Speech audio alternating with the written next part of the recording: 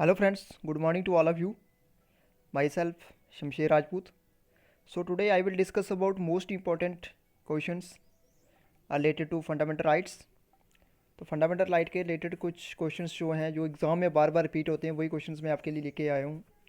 एक मैंने पहले वीडियो बनाई थी फंडामेंटल राइट के एमसीक्यूज़, तो जहाँ पे मैंने ऑब्जेक्टिव क्वेश्चंस को लिया है, फंडामेंटल राइट्स के कुछ और इंपॉर्टेंट जो ऑब्जेक्टिव क्वेश्चन थे उनको मैंने पिकअप किया है। तो वीडियो शुरू से लेकर एंड तक ज़रूर देखिएगा क्योंकि ये वीडियो बहुत ही इंपॉर्टेंट है। थंबनेल से आपको दिख सकता है कि ये क्वेश्चंस आपने बहुत बार एग्ज़ाम में देखे होंगे। तो बिना टाइम गंवाए वीडियो शुरू कर देते हैं। फंडामेंटल राइट्स के आज हम करेंगे ऑब्जेक्टिव क्वेश्चंस जो बार बार एग्ज़ाम में आते हैं। Let's start. Question number 1, the concept of fundamental right in India is taken from the constitution of which nation. देखिए, जो हमारे जो मौलिक अधिकार हैं, मौलिक अधिकार इसको हिंदी में बोलते हैं, फंडामेंटल जो हमारे राइट हैं, ये इसका जो कॉन्सेप्ट था हमने कौन सी कंट्री से लिया, या इसके मॉडल को हमने कौन सी कंट्री से अडॉप्ट किया। तो राइट आंसर है इसका यूएसए से, कॉन्स्टिट्यूशन के। आप देख सकते हो यूएसए के कॉन्स्टिट्यूशन से हमने लिया फंडामेंटल राइट्स। अगर हम बात करें फंडामेंटल ड्यूटीज़ की, फंडामेंटल ड्यूटीज़ हमने लिए यूएसएसआर के कॉन्स्टिट्यूशन से, मतलब अभी करंट में उसको रशिया बोलते हैं। तो ये कुछ इंपॉर्टेंट फैक्ट है। तो इसके साथ मैंने कुछ एक्स्ट्रा लिख दिया यूएसए की, जैसे कैपिटल है वाशिंगटन डीसी। तो कंसेप्ट ऑफ जो फंडामेंटल राइट है, जो फंडामेंटल राइट का जो मॉडल है हमने अडॉप्ट किया है, हमने लिया, बोरोड किया है यूएसए के कॉन्स्टिट्यूशन से। Next question, fundamental right are defined in which part of the Indian constitution. पहले आपको मैं पार्ट्स के बारे में क्लियर कर दूँ। हमारे इंडियन कॉन्स्टिट्यूशन में 25 पार्ट्स हैं, 12 शेड्यूल है। तो पार्ट थर्ड में मेंशन किया हुआ है फंडामेंटल राइट के बारे में, पार्ट थर्ड में मेंशन किया हुआ है। तो राइट आंसर है पार्ट थर्ड। और आर्टिकल 12 से लेकर 35 तक, 12 से लेकर 35 तक पार्ट थर्ड में मेंशन किया हुआ है। इंपॉर्टेंट क्वेश्चंस, बहुत बार एग्जाम में रिपीट होता है। नेक्स्ट क्वेश्चन, इसकी आप एक्सप्लेनेशन बता देता हूँ आपको, फंडामेंटल राइट कौन कौन से हैं। देखिए, जो हमारे कॉन्स्टिट्यूशन में 6 फंडामेंटल राइट हैं, मगर जब ओरिजिनली कॉन्स्टिट्यूशन हमारा बना उस समय, जब हमारे फंडामेंटल राइट थे, उस समय हमारे फंडामेंटल राइट थे 7। एक था right to property, right to property को डिलीट कर दिया गया। आगे इसमें हम और भी पढ़ेंगे राइट टू प्रॉपर्टी। अभी करंट में जो 6 फंडामेंटल राइट्स हैं वो हैं right to equality, article 14 to 18, right to freedom, article 19 to 22, right against exploitation 23 to 24, right to freedom of religion 25 to 28, cultural and education right 29 to 30, and right to constitutional remedies article 32। ये 6 fundamental rights हैं। Next question, how many fundamental rights are there in the Indian constitution. मैंने आपको बता दिया 6 fundamental rights हैं, मगर जब हमारा कॉन्स्टिट्यूशन लिखा गया उस समय हमारे जो फंडामेंटल राइट्स थे, उस समय हमारे जो फंडामेंटल राइट थे वो थे 7। तो आंसर है इसका 6। Right to property is a blank right. Right to property delete कर दिया गया इंडियन कॉन्स्टिट्यूशन से। अब वो कौन सा राइट है, वो अभी राइट है right to property is a legal right. तो करंट में इसका अगर क्वेश्चन आपको बहुत बार एग्जाम में आपने देखा होगा, नेट के एग्जाम में देखो, एसएससी के एग्जाम में, सीजीएल के एग्जाम में बहुत बार ये रिपीट होता है कि राइट टू प्रॉपर्टी जो एक पहले फंडामेंटल राइट था, अब कौन सा राइट है जी। तो right to property is a legal right. आप राइट टू प्रॉपर्टी के बारे में थोड़ी एक्सप्लेनेशन और बता देता हूँ। एक अमेंडमेंट हुई 44 अमेंडमेंट 1978 में। 1978 में जो 44 अमेंडमेंट हुई उसके अकॉर्डिंगली क्या हुआ, राइट टू प्रॉपर्टी को फंडामेंटल राइट की लिस्ट से इन्होंने रिमूव कर दिया। तो no, we have only 6 fundamental rights. Next question, the right to property has been eliminated from the list of fundamental right by which amendment act. जैसे मैंने आपको ऊपर बता दिया है, जो मैंने एक्स्ट्रा लिखा हुआ था 44 अमेंडमेंट में हुआ, 1978 में अमेंडमेंट की गई, उसके अकॉर्डिंगली फंडामेंटल राइट की लिस्ट में से राइट टू प्रॉपर्टी को रिमूव कर दिया गया। Next question, which authority can impose reasonable restrictions on the rights of the Indian citizen. कौन सी अथॉरिटी जो है रीजनेबल रिस्ट्रिक्शन इम्पोज कर सकती है इंडियन सिटीजन्स के ऊपर।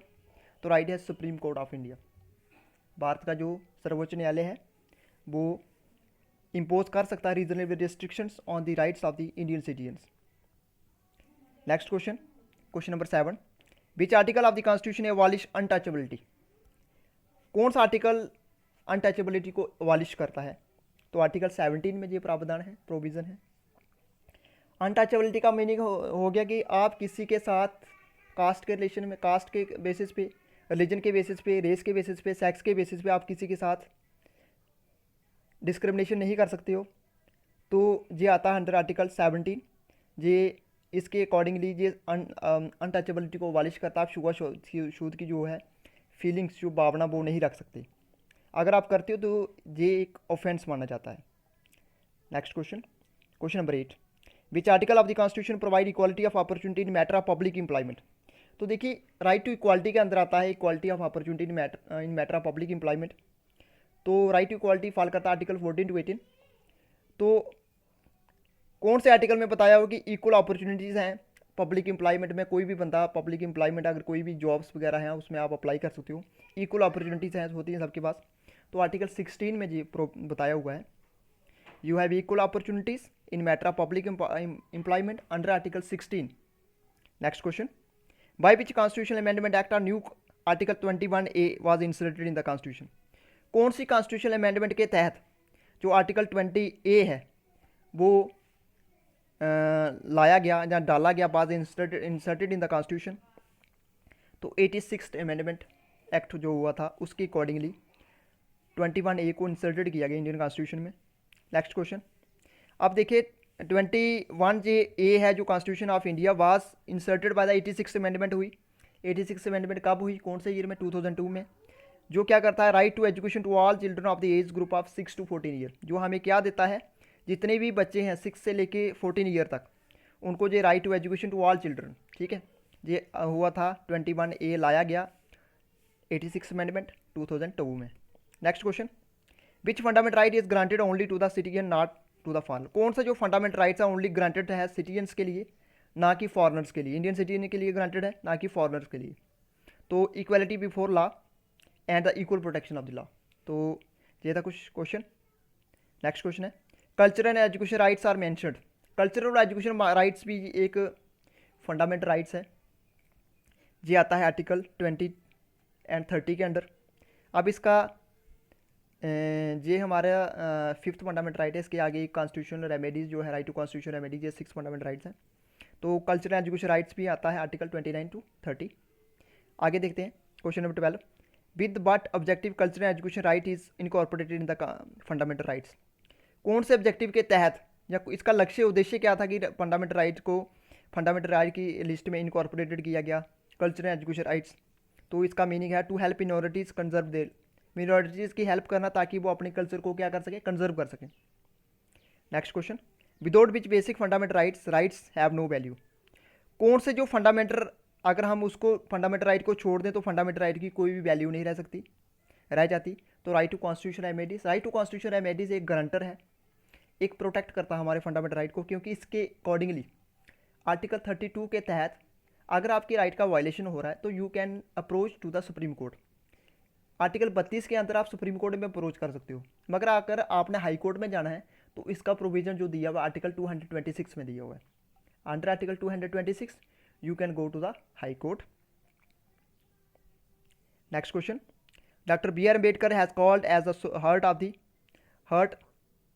The Indian constitution. तो हार्ट और सोल बी आर अम्बेडकर ने किस फंडामेंटल राइट को बोला है, तो कौन से आर्टिकल में ये बताया हुआ है, आर्टिकल 32 में। आर्टिकल 32 आता है राइट टू कॉन्स्टिट्यूशन रेमेडीज़ के अंडर, इसके बारे में बताया हुआ है। What is article 22 of the Indian constitution all about. Article 22 बताता है prevention against arrest and detention. Prevention against arrest and detention के बारे में आर्टिकल 15 बताता है। तो ये थे कुछ इंपॉर्टेंट क्वेश्चंस जो मैंने आपके सामने डिस्कस की। आई होप आपको वीडियो अच्छा लगा। बाकी वाले जो वीडियोस होते हैं उसकी मैं डिस्क्रिप्शन में नीचे लिख दे दूँगा। प्लीज़ मेरे चैनल को लाइक कीजिए और सब्सक्राइब कीजिए। Thank you, bye bye.